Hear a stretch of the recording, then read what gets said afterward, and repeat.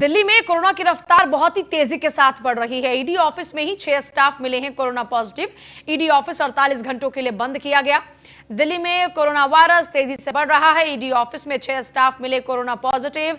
दरअसल दिल्ली में तमाम दफ्तरों को खोलने के निर्देश दिए गए थे और उसके बाद से तमाम कामकाज चल रहा था। अब ईडी ऑफिस को 48 घंटों के लिए बंद किया गया है और वहां पर कोरोना पॉजिटिव केसेस सामने आए हैं। तो देखिए, ये दिल्ली का आंकड़ा इस वक्त है। 6 स्टाफ कोरोना पॉजिटिव मिले हैं इस वक्त। ईडी ऑफिस 48 घंटों के लिए बंद किया गया है। ईडी ऑफिस के अंदर ही 6 केसेस पॉजिटिव पाए गए हैं। दिल्ली में कोरोना की रफ्तार इतनी तेजी के साथ आगे बढ़ रही है कि अब सरकारी महकमों तक भी कोरोना का प्रकोप देखने को मिल रहा है। 6 कोरोना मरीज पाए गए हैं ईडी ऑफिस में और ईडी ऑफिस को 48 घंटों के लिए बंद करना पड़ा।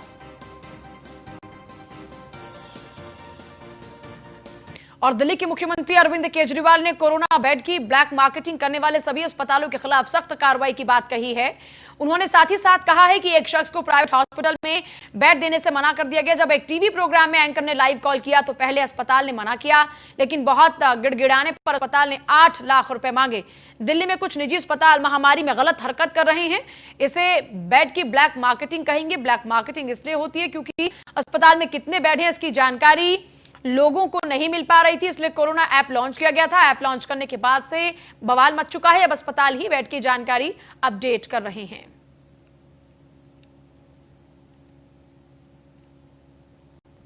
ये पूरे के पूरे एकदम से रिएक्ट कर रहे हैं।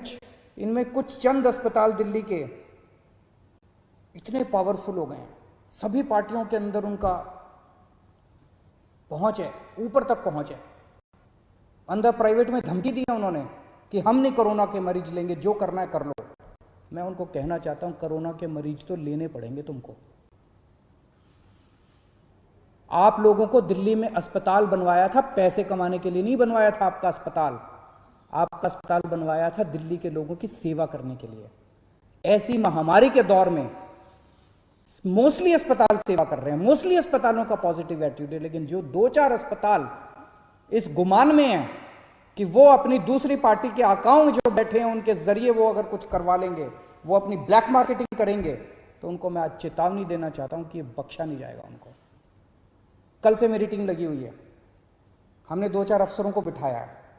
जितने ये प्राइवेट अस्पताल हैं, जिसकी लिस्ट है, जिसको कहा गया है कि अपने अस्पताल में कोरोना के इलाज करो, एक के मालिक को कल से बुला रहे हैं।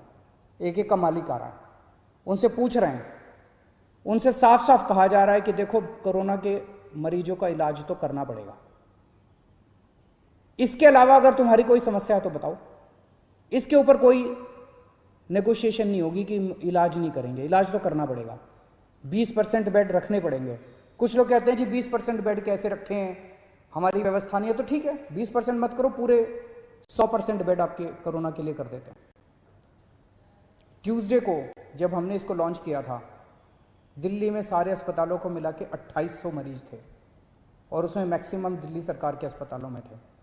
आज दिल्ली के 3900 मरीज हैं, 3900 मरीज हैं। 1100 मरीज ऐड हुए हैं मोस्टली प्राइवेट हॉस्पिटल्स के अंदर। वो इसी वजह से क्योंकि लोग अब इस जानकारी से सशक्त हो गए हैं और लोग जाके मांग रहे हैं। मैं फिर भी डिमांड करता हूँ, कुछ लोगों को तकलीफ आ रही है, मैं देखता रहता हूँ वीडियो। कुछ लोगों ने कहा कि मैं इस अस्पताल में गया, इस अस्पताल में गया, ऐप के ऊपर लिखा हुआ था। मैं आपकी जानकारी के लिए बता दूं, ये उन कुछ चंद अस्पतालों की बदमाशी है। कुछ दिन दीजिए मेरे को, अगर ये अस्पताल नहीं माने तो फिर हम सख्त कार्रवाई करने से बिल्कुल नहीं हिचकिचाएंगे। लेकिन मैं सभी अस्पतालों को बोल दूं कि आपको कोरोना के मरीजों की जांच तो करनी पड़ेगी। तो आज हम ऑर्डर निकाल रहे हैं कि किसी भी सस्पेक्ट मरीज को कोई भी अस्पताल मना नहीं करेगा। अगर कोई मरीज आता है, वो सस्पेक्ट है, तो उसको मान लो कि वो कोरोना का मरीज है और उसके शुरू कर दो, क्योंकि कोरोना की अलग से दवाई तो है नहीं। अगर वो कोरोना का मरीज है तो पीपी किट पहनना है, तो पीपी किट पहन के उसका इलाज शुरू कर दो। उसको ऑक्सीजन तो दे दो, उसको बचा तो लो, उसकी जान तो बचा लो। तो आज हम ऑर्डर पास कर रहे हैं, ऑर्डर कि किसी भी सस्पेक्ट मरीज को मना नहीं किया जाएगा और अस्पताल उसका टेस्ट कराएगा और टेस्टिंग के बाद अगर कोरोना आ जाता है तो अकॉर्डिंगली काम करेंगे, कोरोना नहीं आता है तो उसको नॉन कोरोना वार्ड में शिफ्ट कर दिया जाएगा। दिल्ली में टेस्टिंग बंद हो गई है, टेस्टिंग बंद हो गई है, टेस्टिंग बंद हो गई। आज 5300 सैंपल्स आए हैं टेस्टिंग, 5300 सैंपल्स की टेस्टिंग हुई, जो आज का डेटा है। तो टेस्ट बंद नहीं हुए हैं। दिल्ली में 42 लैब्स, 42 लैब्स सरकारी और प्राइवेट दोनों मिला के टेस्ट करती हैं। उनमें से 6 लैब ऐसी थी जो बदमाशी कर रही थी, ठीक से काम नहीं कर रही थी। उनके खिलाफ एक्शन लेना चाहिए, नहीं लेना चाहिए? उनके खिलाफ एक्शन लिया हम लोगों ने। 36 लैब अभी भी काम कर रही थी, उन 6 के खिलाफ एक्शन लिया है। 36 लैब अभी भी काम कर रही हैं। उनको बचाने की क्यों कोशिश की जा रही है जो लैब गलत काम कर रही हैं? तो उन 6 लैब खिलाफ एक्शन लिया, 36 लैब अभी भी काम कर रही है, पूरे सैंपल उठाएं। अगर आपको अपना टेस्ट कराना है, कुछ लोग मुझसे पूछते हैं हम कहाँ जाएं अगर टेस्ट कराना है। सभी सरकारी अस्पतालों के, दिल्ली सरकार के और कई सारे प्राइवेट हॉस्पिटल्स ने भी फ्लू क्लिनिक बनाए हुए हैं। आप किसी भी सरकारी हॉस्पिटल के या प्राइवेट हॉस्पिटल के फ्लू क्लिनिक में चले जाइए, वहां पे टेस्ट होता है। 28 पावर सब स्टेशंस का लोकार्पण और शिलान्यास, सीएम योगी ने किया लोकार्पण और शिलान्यास। ऊर्जा मंत्री ने 3 साल में बेहतर किया, सीएम योगी ने कहा। ऊर्जा विभाग शानदार काम कर रहा है। 1 करोड़ 24 लाख परिवारों को मुफ्त बिजली कनेक्शन। बिजली को लेकर अब शिकायत नहीं मिलती। सब लोग समर्पित भाव से काम कर रहे हैं। हर घर को उजाला देने का लक्ष्य है। आने वाले समय 24 घंटे बिजली होगी।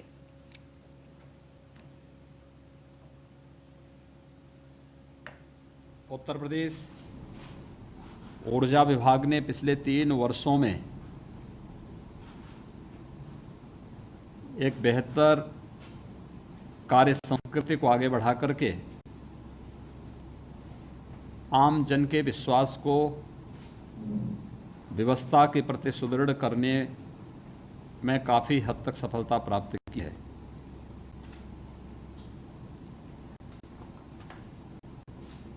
चाहे वह प्रदेश के अंदर विद्युत वितरण की समान व्यवस्था प्रत्येक नागरिक तक करने के लिए उठाए गए कदम हों,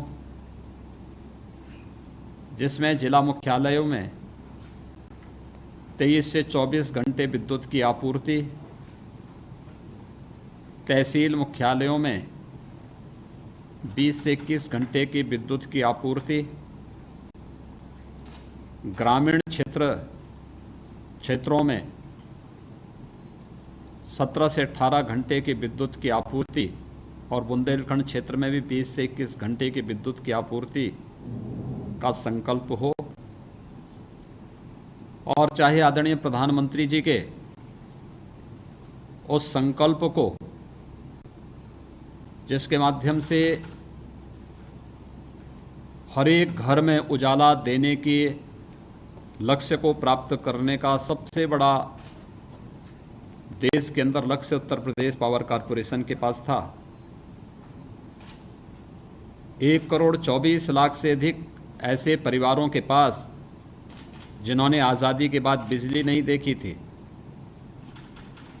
उन्हें निःशुल्क विद्युत कनेक्शन उपलब्ध कराकर उनके घरों तक भी उजाला पहुंचाने का कार्य किया गया। ये केवल विद्युत कनेक्शन नहीं दिए गए, बल्कि इसके लिए लगभग 1.25 लाख मजदूरों तक विद्युतीकरण के कार्य के विराट लक्ष्य को भी प्राप्त किया गया। और ये निरंतर प्रयास है कि अभी विद्युत वितरण की जो गति है 18 घंटे, 20 घंटे और 24 घंटे की,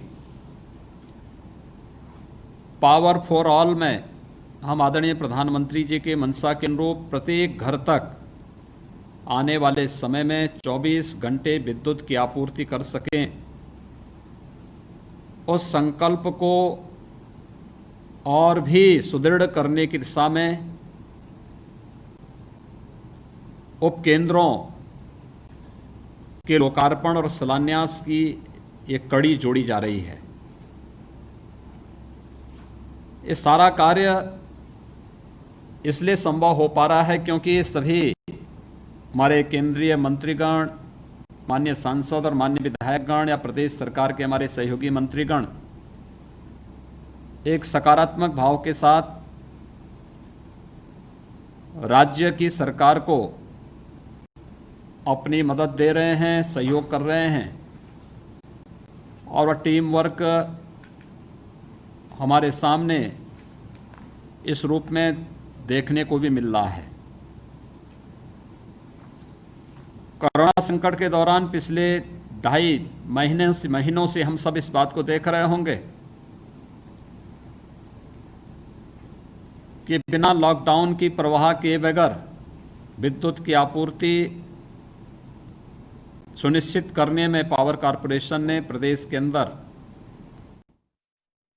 खबर लखनऊ से है। योगी सरकार के प्रवासी श्रमिकों को बड़ी सौगात, 90 दिनों तक यूपी में काम किया तो होगा 5 लाख का बीमा। यूपी के श्रम विभाग ने प्रवासी श्रमिकों को बड़ी सौगात दी है। श्रमिकों के बच्चों की प्राइमरी से लेकर उच्च शिक्षा तक की मुफ्त पढ़ाई। प्रवासी श्रमिक श्रम अधिकारी या जन सुविधा केंद्र पर अपना पंजीकरण करा पाएंगे। प्रवासी श्रमिक सिर्फ 20 रुपए में पंजीकरण करा पाएंगे। प्रवासी श्रमिक 3 साल तक 20 रुपए देकर नवीनीकरण करेंगे।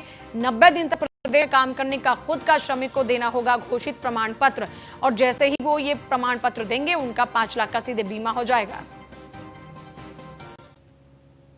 तो प्रवासी श्रमिकों को क्या क्या सुविधाएं मिलेंगी बताते हैं आपको। पंजीकृत महिला श्रमिक के संस्थागत प्रसव की दशा में निर्धारित 3 महीने का न्यूनतम वेतन और 1,000 रुपए। पंजीकृत पुरुष श्रमिकों की पत्नियों को 6,000 रुपए। अधिकतम 2 बच्चों के पैदा होने पर बच्चों के पौष्टिक आहार के लिए लड़का होने 12,000 रुपए प्रतिवर्ष और लड़की होने की स्थिति में 15,000 रुपए 2 साल तक मिलेगा। पहली और दूसरी संतान लड़की होने पर 18 साल तक फिक्स डिपॉजिट के लिए 25,000 और दिव्यांग लड़की होने पर उसके नाम से 50,000 रुपए फिक्स डिपॉजिट होगा। श्रमिकों के 2 बच्चों को कक्षा 1 से लेकर उच्चतम शिक्षा के लिए हर महीने 100 रुपए से लेकर 5,000 रुपए तक छात्रवृत्ति मिलेगी 25 साल तक। मेधावी छात्र छात्राओं को कक्षा 5 से लेकर उच्च शिक्षा तक 4,000 से 22,000 रुपए तक सालाना छात्रवृत्ति। श्रमिकों के 6 से 14 साल तक के बच्चों को आवासीय विद्यालय में निःशुल्क पढ़ाई की सुविधा। श्रमिकों के बच्चों को व्यावसायिक शिक्षा और प्रशिक्षण की रकम की प्रतिपूर्ति। बेटियों के विवाह के लिए 55,000, अंतरजातीय विवाह के लिए 61,000 रुपए 2 पुत्रियों को दिए जाएंगे। आलोक राय जुड़ गए हमारे साथ में, असिस्टेंट एडिटर। आलोक, जो श्रमिकों के लिए फैसला लिया गया है इसमें कई उद्देश्य पूरे होते हैं। एक, जनसंख्या नियंत्रण को लेकर। दूसरा, उनकी पढ़ाई का खर्चा जब सरकार उठाएगी तो ये प्रोत्साहित किया जा रहा है कि आप अपने बच्चों को पढ़ाइए, क्योंकि पढ़ाएंगे तभी वो पैसे मिल पाएंगे। जी बिल्कुल, देखा जाए तो जो है मुख्यमंत्री के निर्देशों के बाद जो है श्रम विभाग द्वारा एक बड़ी योजना जो है उसमें श्रमिकों को लाभ दिलाने के लिए पूरा प्रस्ताव तैयार किया गया है, जिसको लागू किया जा रहा है। और जब से मुख्यमंत्री लगातार, जब से कोरोना संकट शुरू हुआ है तो मुख्यमंत्री लगातार जो है प्रवासी श्रमिक जो अन्य राज्यों से उत्तर प्रदेश लौट रहे हैं उनको लेकर लगातार जो है दिशा निर्देश देते रहे कि किस तरह से उनको रोजगार उपलब्ध कराया जाए, किस तरह से उनके स्वास्थ्य की सुविधाओं उनको पहुंच बनाई जाए। इसके बाद ये एक बड़ी सौगात जो मुख्यमंत्री के निर्देश के बाद सामने आई है, उन्होंने दी है प्रवासी श्रमिकों को कि अगर वो 90 दिन तक प्रदेश में भवन निर्माण में मजदूरी करते हैं, इसके बाद जो अपना रजिस्ट्रेशन करा लेते हैं तो उनको 5 लाख का बीमा मिलेगा। साथ ही साथ उनके पूरे परिवार के लिए इसमें तमाम सुविधाएं हैं। उनके बच्चों के लिए, उनकी पत्नियों के लिए, अगर उनकी पत्नियों जो उनको बच्चा होता है तो किस तरह से उसके लिए सुविधाएं हैं, किस तरह से उनको जो उसका लाभ मिलेगा, कितना फंड मिलेगा। साथ ही बच्चों को पढ़ाई लिखाई एवं उनके जो है पोषण के लिए कुल मिलाकर देखा जाए तो एक बड़ी सौगात है, एक अच्छा कदम सरकार की तरफ से उठाया गया। निश्चित रूप से जो बड़ी संख्या में श्रमिक अन्य प्रदेशों से लौटे हैं उत्तर प्रदेश में, उनके लिए एक राहत भरी खबर है और इसका बड़ा लाभ उनको मिलेगा। जाहिर सी बात है उनका जीवन इससे बहुत आसान होगा, क्योंकि उनके सामने तमाम तरह के संकट हैं। खासकर लॉकडाउन के दौरान बड़ा संकट सामने आया, तो ऐसे में उनको जहां एक तरह से रोजगार मिलेगा, वहीं उनके परिवार को एक बड़ा सहारा भी मिलेगा इन योजनाओं से। उनके बच्चों की पढ़ाई लिखाई पर ध्यान दिया गया, उनके पोषण के बारे में भी इसमें पूरी चर्चा की गई है। इसमें जिक्र किया गया किस तरह से उनको खान पान और उनके पोषण के लिए जो सरकार की तरफ से दिया जाएगा। जो श्रम विभाग की संस्था भवन एवं सन निर्माण कल्याण बोर्ड, उसकी तरफ से पूरी योजना चलाई जाएगी और इसका निश्चित रूप से बड़ा लाभ जो श्रमिकों को मिलेगा। और ये एक बड़ा कदम सरकार की तरफ से उठाया गया और जाहिर सी बात है इसे हम कह सकते हैं कि सौगात उनको दी गई। ठीक, बहुत शुक्रिया आपका फिलहाल आलोक पूरी जानकारी के लिए। देखिए, दूरगामी परिणाम होंगे इस प्रयास के और बेहतर परिणाम होंगे, लेकिन सभी को अपनी अपनी जिम्मेदारी भी सुनिश्चित करनी होगी। सरकार आपके साथ में है, यही उद्देश्य दिया जा रहा है। रोकने बहुत ही छोटे से ब्रेक के लिए। उत्तर प्रदेश में कोरोना का कोहराम। अंबेडकर नगर के सीएमएस को कोरोना हो चुका है। जिला अस्पताल के CMS doctor SP Gautam corona positive पाए गए हैं। कोरोना पॉजिटिव होने के बाद लखनऊ पीजीआई में वो एडमिट है। तो उत्तर प्रदेश में कोरोना का कोहराम ऐसा कि सीएमएस तक भी कोरोना का प्रकोप पहुंच चुका है। कोरोना पॉजिटिव होने के बाद लखनऊ पीजीआई में वो भर्ती हैं। अंबेडकर नगर के सीएमएस को हुआ है कोरोना। जिला अस्पताल के CMS doctor SP Gautam corona positive पाए गए हैं। कोरोना पॉजिटिव होने के बाद लखनऊ की पीजीआई में वो भर्ती हैं। अंबेडकर नगर के सीएमएस को कोरोना हो चुका है और इसी के चलते लखनऊ की पीजीआई में उनको भर्ती कराया गया है। और उत्तर प्रदेश के हज मंत्री मोहसिन रजा का बड़ा बयान हज यात्रा पर। उनका कहना है कोरोना के मद्देनजर इस बार हज यात्रा बहुत ही मुश्किल है। पूरे भारत और खासतौर पर यूपी से हज पर जाना नामुमकिन है। अभी तक सऊदी सरकार ने भारत सरकार से कोई संपर्क नहीं किया। फिलहाल हज यात्रा पर लोग जाएंगे या नहीं जाएंगे इस बात पर संशय है। और देखिए हज को लेकर ये एक बहुत बड़ा बयान है मोहसिन रजा का। उनका कहना यह है कि कोई बात अब तक है नहीं सऊदी सरकार से। सऊदी सरकार ने भारत सरकार से कोई संपर्क अभी तक नहीं किया है। फिलहाल हज यात्रा पर लोग जाएंगे या नहीं इस बात को लेकर संशय बना हुआ है। उत्तर प्रदेश के हज मंत्री मोहसिन रजा का यह बड़ा बयान है हज यात्रा को लेकर। इस बार हज को लेकर जो एक सवाल उठ रहा है, बार बार मीडिया के लोग भी सवाल पूछ रहे हैं कि क्या हज होगा कि नहीं होगा। अभी तक सऊदी अरब सरकार ने भारत सरकार से कोई संपर्क नहीं किया है और ना ही हमारे पास कोई ऐसी बात है कि जिसके लिए हम कह सकें कि हमारे लोग हज पर जाएंगे या नहीं जाएंगे। लेकिन अगर आप कोरोना की स्थिति को देखें तो कोरोना की स्थिति को देखकर तो ये साफ है कि इस बार हज बहुत मुश्किल है।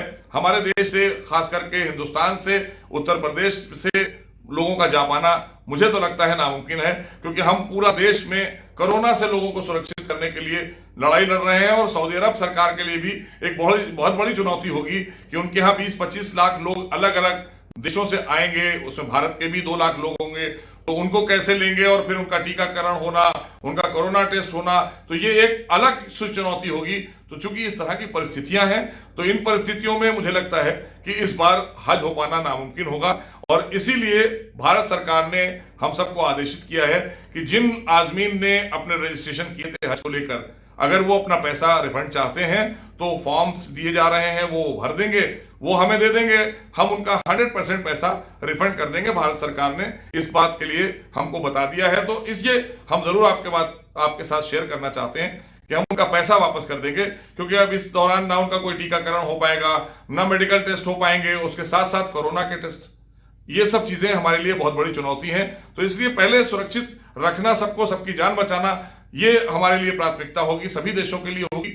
तो वही उसी में हम सब लगे हुए हैं, पूरा देश लगा हुआ है, पूरे देश के हर राज्य लगे हुए हैं। इसलिए इस बार का हज हो पाना मुझे तो नहीं लगता है कि मुमकिन होगा। पूरा विश्व कोरोना महामारी से जूझ रहा है। सभी इस महामारी से लड़ने का प्रयास कर रहे हैं। विज्ञान अभी तक कोरोना के उपचार में फेल सा नजर आ रहा है। ऐसे में गंगा, यमुना और अदृश्य त्रिवेणी के तट पर भजन योग से कोरोना से पूरे विश्व की रक्षा करने का प्रयास किया जा रहा है। संत संघ के सचिव और आध्यात्मिक धर्मगुरु चेतन जी महाराज के सानिध्य में लयबद्ध तरीके से सच्चा बाबा आश्रम में साधु संत और सनातनी मिलकर भजन से ईश्वर की उपासना कर रहे हैं और पूरे देश से कोरोना के खात्मे के लिए विशेष अनुष्ठान कर रहे हैं।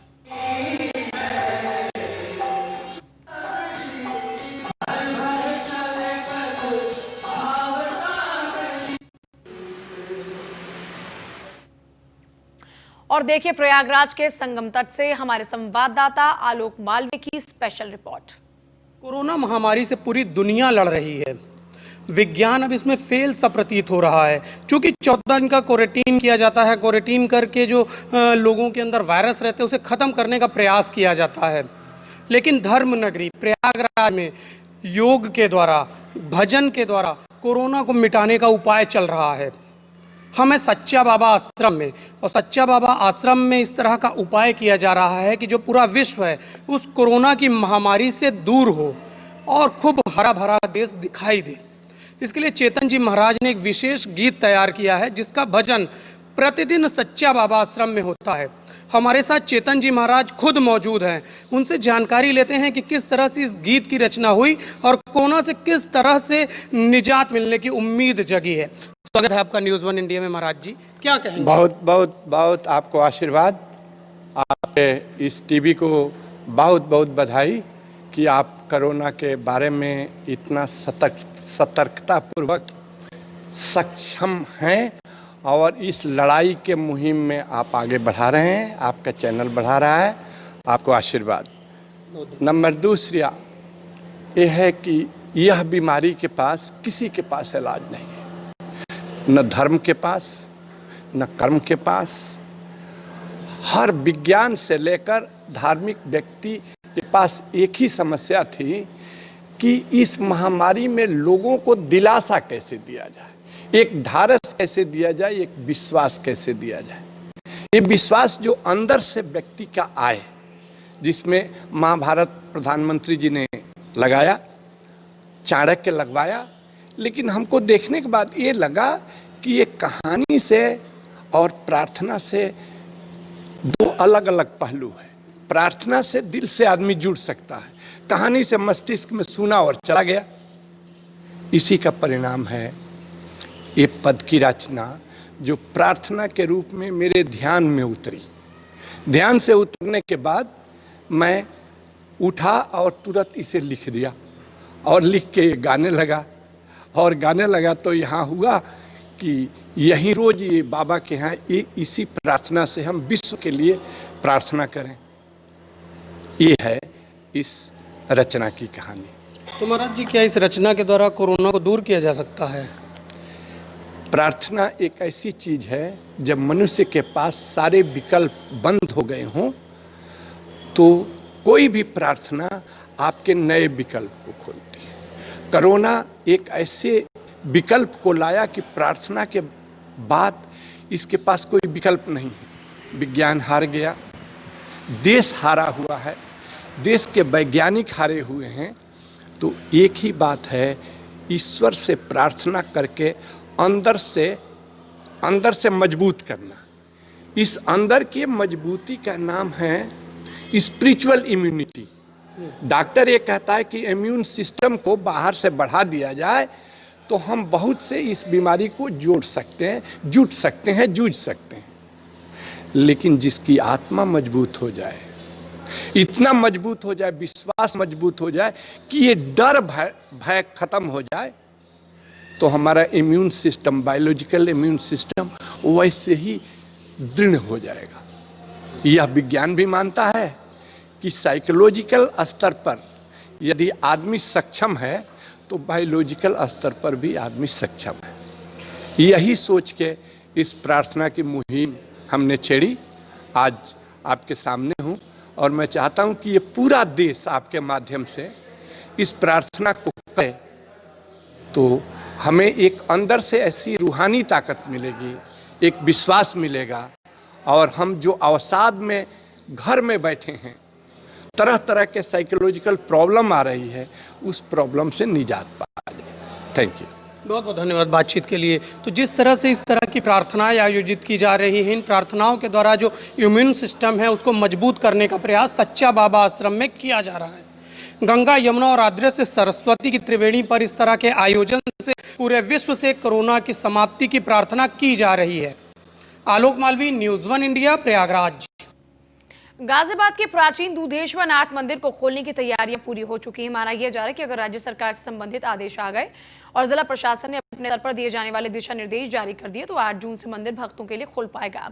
मंदिर में सैनिटाइजेशन के लिए टनल भी बनाकर लगा दी गई है।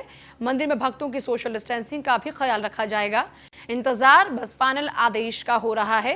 गाजियाबाद के प्राचीन दूधेश्वर नाथ मंदिर मान्यता है, यहाँ प्राचीन काल में रावण ने भी पूजा अर्चना की थी। तो ये तैयारियां आप देख सकते हैं, दूधेश्वर नाथ मंदिर की तैयारियां हैं, जहां पर एक टनल लगाया गया है, जहां से गुजरने के बाद आप सैनिटाइज होंगे। उसके बाद आप मंदिर में अंदर प्रवेश करेंगे। मंदिर में मूर्तियों को हाथ नहीं लगाने दिया।